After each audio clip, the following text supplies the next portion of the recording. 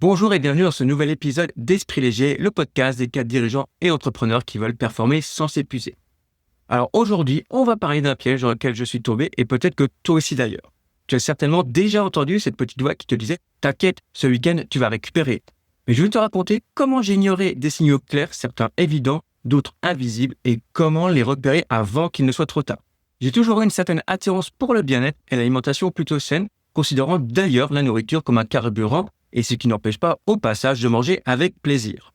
Par exemple, je m'intéressais aux huiles essentielles, j'ai fait des stages de massage énergétique chinois, j'ai également fait du yoga, des exercices de respiration et j'avais même trouvé une technique pour arrêter de cogiter toute la nuit et mieux dormir. Et pourtant, j'ai fait un burn-out.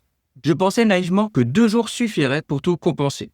Mais en réalité, mes week-ends ressemblaient beaucoup plus à un sprint qu'autre chose. Entre les tâches ménagères à faire ou à rattraper, les courses, les repas de la semaine à préparer, la séance de sport à caser coûte que coûte parce que c'est ma principale source de décompression. Je passais d'une activité à l'autre en pensant profiter de ce temps alors qu'en fait je remplissais tout simplement un autre agenda.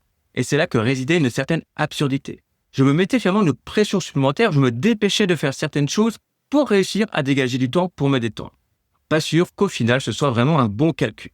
Je pensais avoir une bonne organisation et une mécanique bien huilée entre le travail, les repas faits maison, voir mes proches, faire du sport mais aussi des activités stimulantes.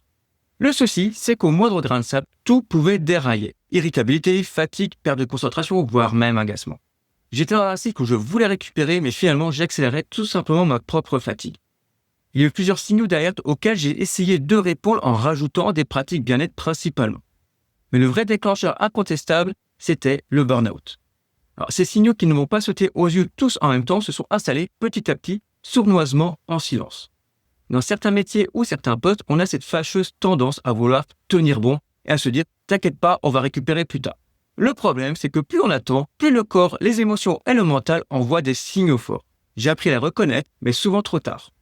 Alors aujourd'hui, on va les aborder et je les ai regroupés en 3 familles. Les signaux physiques, les signaux émotionnels et les signaux mentaux. Et pour chacun, je vais te dire ce que j'ai fait depuis pour ne plus les laisser s'installer. Alors on va démarrer avec les signaux physiques.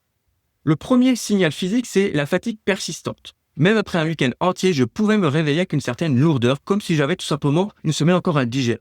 Je me disais, c'est normal, c'est la vie d'adulte, la vie professionnelle.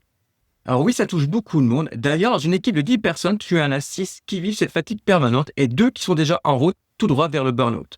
Mais ce n'est pas pour autant que c'est normal. La première chose que j'ai mis en place, c'est de replacer le sommeil au centre de mes priorités, lui redonner l'importance qu'il mérite. Alors pour ça, j'ai créé en fait une routine apaisante le soir qui m'a permis de débrancher mon cerveau et d'éviter de cogiter toute la nuit. C'est tout simplement un mix entre relaxation, sophrologie et automassage, alors que ce soit les pieds, le ventre et parfois même le crâne. Alors le soir, j'ai diminué les écrans en privilégiant davantage la lecture. Mais aussi, j'ai accepté de décaler voire supprimer certaines tâches pour vraiment récupérer. Le deuxième signal physique, ça va être le sentiment d'oppression et d'essoufflement. Peut-être que tu as déjà eu ce genre de choses. Ça m'est arrivé à plusieurs reprises et principalement après des grosses journées. Et là, je me disais, t'inquiète pas, le week-end approche, ça va le faire. Sauf qu'aujourd'hui, je sais que c'est un signal rouge, voire même bien rouge. Ce que j'ai mis en place, c'est tout simplement des séances de cohérence cardiaque, de méditation ou des siestes de 15-20 minutes dès que je sens que j'en ai besoin. Et c'est même devenu un rituel préventif. Autre point important, je m'autorise à ralentir. Autre signal physique, j'avais le ventre gonflé, dur, voire aussi des ballonnements. Alors, à l'époque, je pensais que c'était plus lié à l'alimentation, avec par exemple un repas un peu trop copieux, ou que j'avais peut-être tout simplement abusé de l'eau pétillante. Mais en réalité, c'était le stress qui s'accumulait. Ce qui m'a beaucoup aidé à ce niveau-là, c'est les fameux automassages du ventre. J'ai aussi adapté mon alimentation pour qu'elle soit plus légère et j'ai appris à manger beaucoup plus calmement.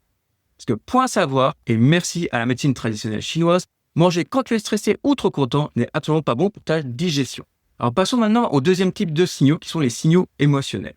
Alors l'un des premiers que j'ai ressenti, c'était l'irritabilité. Et je pouvais vraiment perdre patience pour un rien. Mon hypersensibilité n'aidait clairement pas et faisait que chaque bruit, chaque tension prenait encore plus d'ampleur. Alors ma clé pour ce point-là, c'est de se connaître et de savoir à quel moment la jauge approche du trop-plein. Alors dans ce cas, je m'accorde un vrai temps calme, je vais marcher en extérieur et j'évite surtout les sollicitations inutiles. Notre temps et notre énergie sont extrêmement précieux, mais on a tendance à trop l'oublier.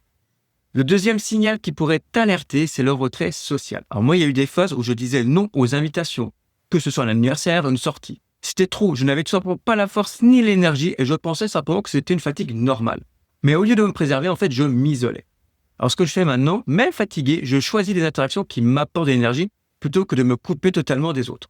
Alors quelque chose que j'ai tenté à une époque et qui m'a fait du bien, c'est que même si je n'avais personne pour aller boire un verre en ville, je sortais seul pour me changer les idées et ressentir les énergies. Le troisième signal émotionnel, c'est la baisse d'enthousiasme et la peur de l'imprévu. Avant, j'aimais beaucoup les soirées totalement improvisées.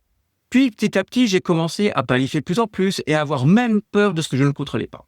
Alors, ma solution pour ça, c'était de réintroduire petit à petit de l'imprévu dans ma vie. Un petit déjeuner spontané, une balade sans objectif, ou comme je le disais précédemment, aller en ville seul juste pour regoûter à l'instant présent. Alors, quand le corps et les émotions sont touchés, le mental finit par suivre. Et c'est là qu'on commence à sentir qu'on perd totalement de la clarté. Donc maintenant, on va parler des troisièmes signaux, les signaux mentaux. Alors, j'ai commencé par le trouble du sommeil. Personnellement, j'avais du mal à m'endormir et parfois mon cerveau était totalement en surchauffe. À cogiter, à ressasser non-stop et me retourner dans tous les sens.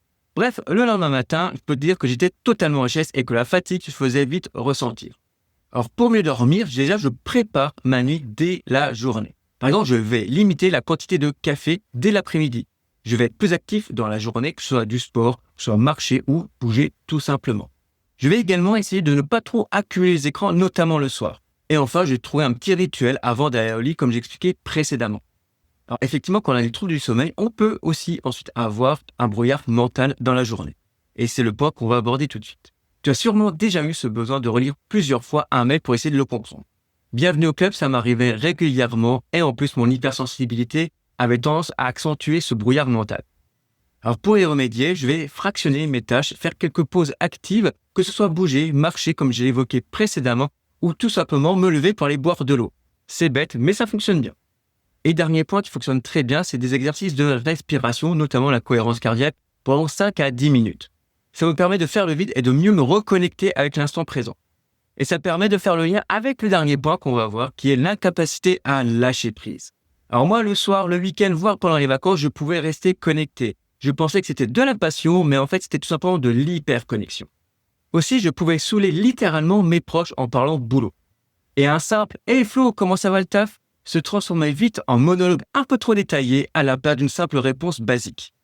Ce que je fais maintenant, je vais tout simplement poser un cadre en séparant le pro du perso. Je vais pratiquer effectivement la relaxation pour couper réellement, mais surtout savoir où investir mon temps et mon énergie.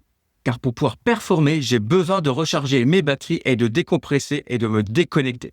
Ces signaux sont comme un voyant sur un tableau de bord de voiture. Les ignorer, c'est tout simplement continuer à rouler avec un moteur en surchauffe.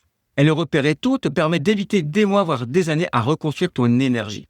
Alors si je devais résumer, qu'ils soient physiques, émotionnels ou mentaux, ces signaux travaillent ensemble, mais pas pour ton bien. Alors on a les signaux physiques, donc la fatigue persistante, l'oppression, essoufflement et les troubles digestifs. Mais tu as également les signaux émotionnels comme l'irritabilité, le retrait social ou la perte d'enthousiasme. Et enfin, on a les signaux mentaux, le sommeil qui ne répare plus, le brouillard mental et l'incapacité à déconnecter. Et ce que j'ai appris, c'est qu'il ne suffit pas de résister ou d'attendre les vacances. C'est dans ton quotidien que tu vas gagner cette bataille contre l'épuisement. Si tu es cadre, dirigeant et entrepreneur, je sais à quel point tu peux aimer ce que tu fais, mais surtout à quel point tu es prêt à tout donner. Cependant, pour reprendre l'analogie avec la voiture, tu n'iras pas loin avec un moteur en surchauffe. Alors si tu devais retenir une seule chose de cet épisode, ce n'est pas un signe de faiblesse que de ralentir, c'est tout simplement un acte de leader que de préserver ton énergie. Alors merci de ton écoute et si un de tes proches a certains de ces signaux, partage-lui le lien de cet épisode et pense surtout à t'abonner pour ne pas louper les prochains.